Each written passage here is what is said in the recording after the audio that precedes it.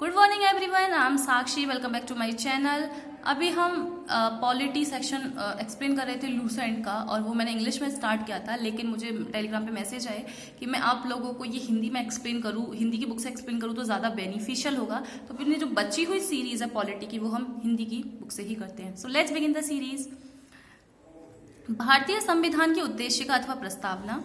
नेहरू द्वारा प्रस्तुत उद्देश्य संकल्प में जो आदर्श प्रस्तुत किया गया है, उन्हें ही संविधान की उद्देशिका में शामिल कर लिया गया है। तो नेहरू ने जो ऑब्जेक्टिव रिजोल्यूशन पेश किया था, उसी को क्या है, प्रियम्बल, अपनी प्रस्तावना का आधार माना गया है। संविधान के 42वें संशोधन 1976 ईस्वी द्वारा यथा संशोधित यह उद्देशिका निम्न प्रकार है। वेरी इंपॉर्टेंट फैक्ट, 42वें संशोधन द्वारा हमारी प्रस्तावना में अमेंडमेंट किया गया था, ये इंपॉर्टेंट है। यहाँ पे ये प्रियम्बल दी हुई है। हम भारत के लोग भारत को एक संपूर्ण प्रभुत्व संपन्न समाजवादी पंथ निरपेक्ष लोकतंत्रात्मक गणराज्य बनाने के लिए तथा उसके समस्त नागरिकों को सामाजिक, आर्थिक और राजनीतिक न्याय, विचार अभिव्यक्ति, विश्वास, धर्म और उपासना की स्वतंत्रता, प्रतिष्ठा और अवसर की समता प्राप्त करने के लिए तथा उन सब में व्यक्ति की गरिमा और राष्ट्र की एकता और अखंडता सुनिश्चित करने वाली बंधुता बढ़ाने के लिए दृढ़ संकल्प होकर अपनी संविधान सभा में आज तारीख 26 नवंबर 1949 ईस्वी को एतत् द्वारा इस संविधान को अंगीकृत, अधिनियमित और आत्मार्पित करते हैं। प्रस्तावना की मुख्य बातें। तो अभी हम प्रस्तावना के जो मेन पॉइंट्स हैं वो देख लेते हैं।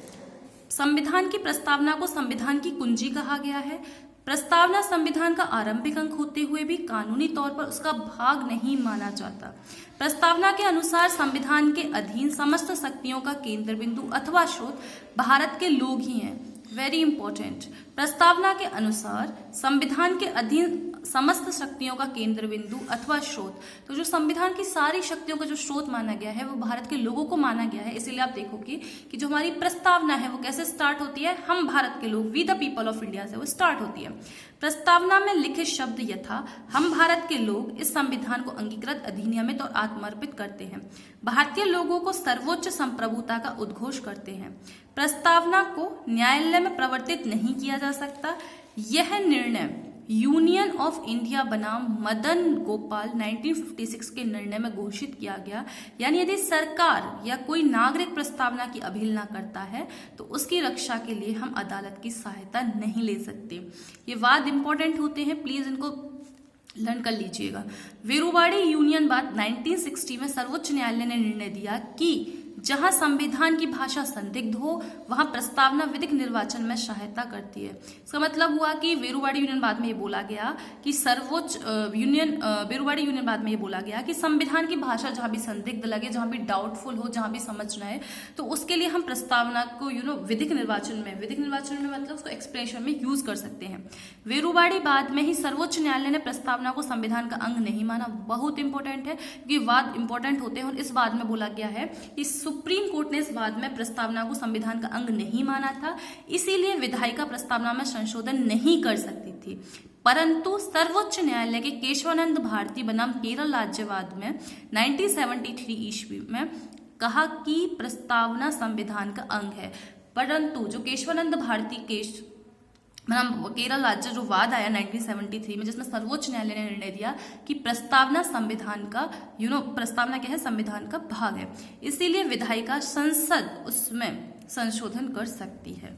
केशवानंद भारती वाद में ही सर्वोच्च न्यायालय ने मूल ढांचा का सिद्धांत दिया तथा प्रस्तावना को संविधान का मूल ढांचा माना। बहुत इंपॉर्टेंट लाइन है, केशवानंद भारती वाद में ही सर्वोच्च न्यायालय ने मूल ढांचा का सिद्धांत दिया था तथा प्रस्तावना को संविधान का मूल ढांचा माना था। संसद संविधान की मूल ढांचा में नकारात्मक संशोधन नहीं कर सकती है। स्पष्टतः संसद वैसा संशोधन कर सकती है जिससे मूल ढांचा का विस्तार व मजबूतीकरण होता है। ये बहुत इंपॉर्टेंट है। इसमें कहा गया है कि जो अपन की संसद है वो क्या नहीं कर सकती है, नकारात्मक संशोधन। नकारात्मक का मतलब होता है कि जो संसद है वो जो बेसिक आइडियल्स हैं प्रियम्बल के, जैसे कि फ्रेटर्निटी हो गया, इक्वलिटी हो गया, फ्रीडम हो गया, उनको नहीं हटा सकती, लेकिन कुछ ऐसे अमेंडमेंट्स ला सकती हैं जिससे प्रियम्बल हमारी और ज्यादा स्ट्रेंथन हो। ओके, 42वें संविधान संशोधन अधिनियम 1976 ईस्वी के द्वारा इसमें समाजवादी, पंथ निरपेक्ष और राष्ट्र की अखंडता शब्द जोड़े गए हैं। ये अमेंडमेंट बहुत ज्यादा इंपॉर्टेंट है, इसको अच्छे से लर्न रख लेना कि 42वां संविधान संशोधन अधिनियम के द्वारा द्वारा क्या हुआ है, 1976 में जो हुआ था, हमारी जो प्रीएम्बल है उसमें 3 वर्ड्स जोड़े गए थे, समाजवाद, सोशलिज्म, पथनिरपेक्ष, सेकुलरिज्म और राष्ट्र की अखंडता, इंटीग्रिटी ऑफ द नेशन, शब्द जोड़े गए। भारत के संविधान की प्रस्तावना में 3 प्रकार की न्याय, सामाजिक, आर्थिक एवं राजनीतिक, 5 प्रकार की स्वतंत्रता, विचार अभिव्यक्ति, विश्वास, धर्म एवं उपासना एवं 2 प्रकार की समता, प्रतिष्ठा एवं अवसर का उल्लेख किया गया है। ओके, भारत का संविधान विश्व का सबसे बड़ा लिखित एवं सर्वाधिक व्यापक संविधान है। वेरी इंपॉर्टेंट फैक्ट, यह अंशतः कठोर एवं अंशतः लचीला है। कठोर और लचीले का मतलब क्या है, यहाँ पे सॉलिड लिक्विड गैस की बात नहीं हो रही है। कठोर का मतलब, कठोर संविधान वो संविधान होता है जहाँ पे अमेंडमेंट करना कॉन्स्टिट्यूशन में बहुत डिफिकल्ट होता है। Like American constitution is a rigid constitution, okay. But लचीले का मतलब होता है जिसमें बहुत इजीली अमेंडमेंट हो जाते हैं। जैसे यूके का जो कॉन्स्टिट्यूशन है, इंग्लैंड का जो कॉन्स्टिट्यूशन है, उसको क्या बोला जाता है, लचीला संविधान बोला जाता है। लेकिन जो भारतीय संविधान है वो नम्य का मिश्रण है। इसका मतलब कुछ अमेंडमेंट्स के लिए बहुत एक स्ट्रेंथ, कठिन रिजिड प्रोसेस होती है, लेकिन कुछ इजीली हो जाते हैं। लिखित संविधान की अवधारणा फ्रांस की देन है। अगेन वेरी इंपॉर्टेंट फैक्ट कि लिखित जो संविधान की अवधारणा है वो हमने कहाँ से ली है, फ्रांस से ली है। भारतीय राजनीतिक व्यवस्था में संविधान सर्वोच्च है। तो हमारा जो भारतीय राजनीतिक व्यवस्था है उसमें क्या है, संविधान को सर्वोच्च माना गया है। भारत का संविधान अपना प्राधिकार भारत की जनता से प्राप्त करता है। तो ये हम पहले ही देख चुके थे कि भारत का जो संविधान है अपना प्राधिकार किससे प्राप्त करता है, भारत की जनता से प्राप्त करता है। भारत सरकार अधिनियम 1935 वह संवैधानिक दस्तावेज है जिसका भारतीय संविधान तैयार करने में गहरा प्रभाव पड़ा। इसका मतलब क्या हुआ, ये गवर्नमेंट ऑफ इंडिया एक्ट 1935 है, इसे क्या माना जाता है, हमारे कॉन्स्टिट्यूशन का क्या माना जाता है, स्केलेटन माना जाता है। स्केलेटन क्यों, क्योंकि हमने जो मोस्ट ऑफ द अपने जो एक्ट्स वगैरह लिए हैं, मोस्ट ऑफ द चीजें जो अडॉप्ट की हैं अपने कॉन्स्टिट्यूशन में, वो गवर्नमेंट ऑफ इंडिया एक्ट 1935 से ही ली है। भारत के संविधान में संघीय शासन शब्द का प्रयोग कहीं भी नहीं किया गया है। संविधान में भारत को राज्यों का संघ घोषित किया गया है। इसका मतलब क्या हुआ, संघीय और लोक संघ दोनों सेम ही ले लेते हैं, लेकिन इसका मतलब है कि हमने अपने कॉन्स्टिट्यूशन में कहीं भी फेडरल वर्ड का यूज नहीं किया है, instead we use the word union. हमारा जो फर्स्ट आर्टिकल है कॉन्स्टिट्यूशन का वो भी ये कहता है, तो वो भी क्या बोलता है कि India is a union of state, उसमें कहीं भी नहीं लिखा हुआ है India is a federation of state.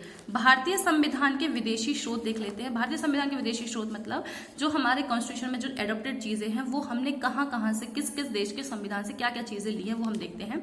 Bharat के संविधान के निर्माण में निम्न देशों के संविधान से सहायता ली गई है। संयुक्त राज्य अमेरिका, हम देखते हैं कि जो हमारा यूएस है, यूएस से हमने क्या क्या लिया है, प्रस्तावना, जो हमारा प्रीएम्बल है वो हमने यहाँ से लिया है। मौलिक अधिकार हमारे फंडामेंटल राइट्स यूएस से है। न्यायिक पुनरावलोकन का मतलब होता है जुडिशियल रिव्यू, ये हमने यहाँ से लिया है। संविधान की सर्वोच्चता, न्यायपालिका की स्वतंत्रता, निर्वाचित राष्ट्रपति एवं उस पर महाभियोग क्या होता है, वो प्रक्रिया होती है जिसे इम्पीचमेंट बोलते हैं इंग्लिश में, वो प्रोसेस होती है जिसके द्वारा राष्ट्रपति को क्या उसके पद से हटाया जाता है। उपराष्ट्रपति, उच्चतम एवं उच्च न्यायालयों के न्यायाधीशों को हटाने की विधि एवं वित्तीय आपात, ये सारे प्रोविजंस हमने यूएस के कॉन्स्टिट्यूशन से लिए हैं। अब देखते हैं हम ब्रिटेन से हमने क्या क्या लिया है। संसदात्मक शासन प्रणाली, संसदात्मक शासन प्रणाली का मतलब होता है पार्लियामेंट्री फॉर्म ऑफ गवर्नमेंट, जिसमें हमारे पास क्या होता है, बाइकैमरलिज्म, 2 सदन होते हैं, उसी को क्या बोलते हैं, संसदात्मक शासन प्रणाली बोलते हैं। एकल नागरिकता एवं विधि निर्माण प्रक्रिया, विधि का शासन, संसदीय विशेषाधिकार, मंत्रिमंडलीय प्रणाली, परमाधिकार लेख और द्विसदनवाद, ये सब हमने कहाँ से लिया है, ये सब हमने कहाँ से लिया है, ये हमने ब्रिटेन के कॉन्स्टिट्यूशन से लिया है। आयरलैंड से क्या क्या लिया है हमने, आयरलैंड से लिया है नीति निर्देशक सिद्धांत, directive principles of the state policy, राष्ट्रपति के निर्वाचन मंडल की व्यवस्था, ये हमने यहाँ से लिया है। राष्ट्रपति द्वारा राज्यसभा में साहित्य, कला, विज्ञान व समाज सेवा इत्यादि के क्षेत्र में ख्याति प्राप्त व्यक्तियों का मनोचयन। तो जैसा हमें पता है कि राज्यसभा में 12 लोग राष्ट्रपति के द्वारा नामित किए जाते हैं जो इन फील्ड्स में अच्छे होते हैं, तो ख्याति प्राप्त होते हैं, तो वो सब हमने यहाँ से लिया है आयरलैंड के संविधान से।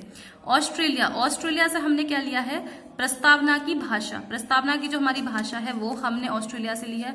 समवर्ती सूची का प्रावधान, समवर्ती सूची क्या होती है हम पढ़ेंगे आगे, की हमारी कॉन्करेंट लिस्ट होती है, जिस प्रकार सेंट्रल लिस्ट, स्टेट लिस्ट होती है, सब्जेक्ट का डिवीजन, उसी प्रकार से एक समवर्ती सूची होती है।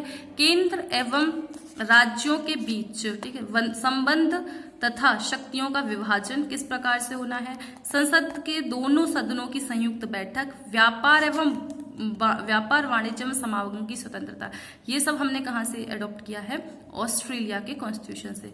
जर्मनी से देखते हैं, जर्मनी से हमने क्या क्या लिया है, आपातकाल के प्रवर्तन के दौरान राष्ट्रपति को मौलिक अधिकार संबंधी शक्तियां, आपातकाल के प्रवर्तन के दौरान जब आपातकाल लागू हो, राष्ट्रपति को मौलिक अधिकार संबंधी शक्तियां, जो राष्ट्रपति को जो अधिकार उस समय मिले होते हैं वो सब हमने कहाँ से लिया है, हमने जर्मनी के कॉन्स्टिट्यूशन से लिया है।